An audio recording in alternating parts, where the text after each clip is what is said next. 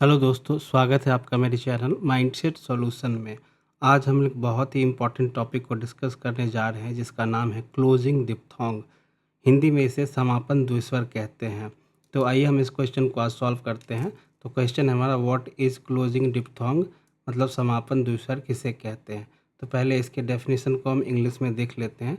English में definition ये है, when sound start with one vowel and and with another vowel that is closer in tongue position and involve a closing movement of tongue। तो आप देख सकते इस image में कि इसमें जो भी पोजीशंस हैं माउथ का इस डिप्थोंग को प्रोनाउंस करने में, उसमें जो है सो क्लोजिंग मोमेंट ऑफ टंग, मतलब टंग को क्लोज करने की मूवमेंट देख सकते हैं आप तीनों इमेज में। तो इस इमेज को मैंने यहाँ पे इसलिए रखा था ताकि आप इसको समझ पाएँ किस तरह से इस डेफिनेशन के अकॉर्डिंग हम ये क्लियर कर पाएंगे कि जो पोजीशन है माउथ का वो टंग को क्लोज करने का है।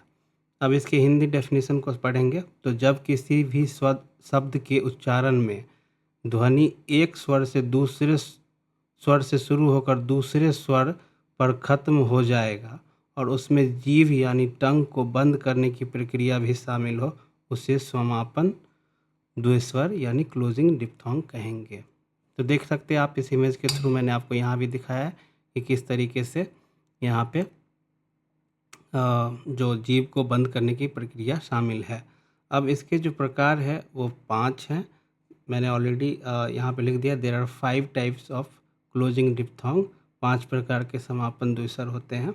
आप जब भी प्रोनाउंस करोगे तो आप देखना कि एक स्वर से शुरू होगा और दूसरे स्वर पे जाके ख़त्म होगा। अभी आप देखोगे, मैंने इस इमेज को यहाँ पे थोड़ा सा साइड कर लेना है, ये इमेज भी आप देखते रहना।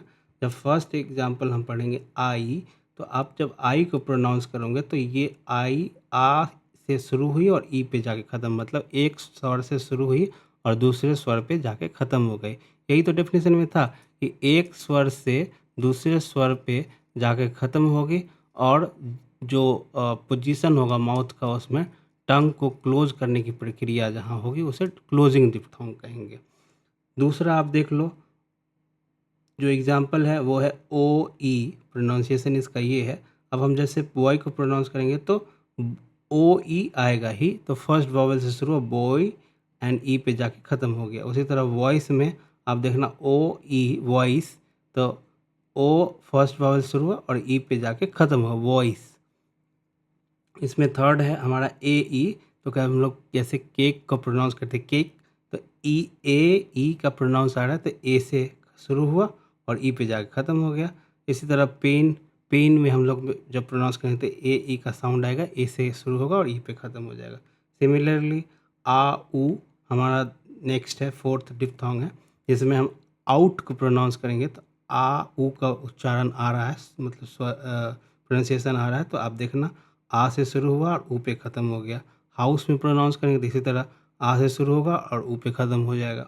सिमिलरली फिफ्थ में हम देखेंगे ओ ऊ, यहाँ पे बड़ी ऊ है तो यहाँ पे थोड़ा सा आपको ओ पे ज़्यादा स्ट्रेस देना है। तो जैसे गौ प्रोनाउंस करेंगे तो ओ ऊ का प्रोनाउंसिएशन है, ओ से शुरू हुआ और ऊ पे ख़त्म हो गया।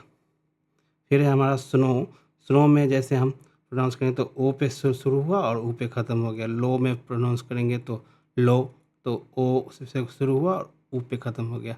तो जो क्लोजिंग डिप्थोंग थे उसको मैंने काफ़ी मतलब ईजिली आपको एक्सप्लेन कर दिया गया है इस वीडियो में।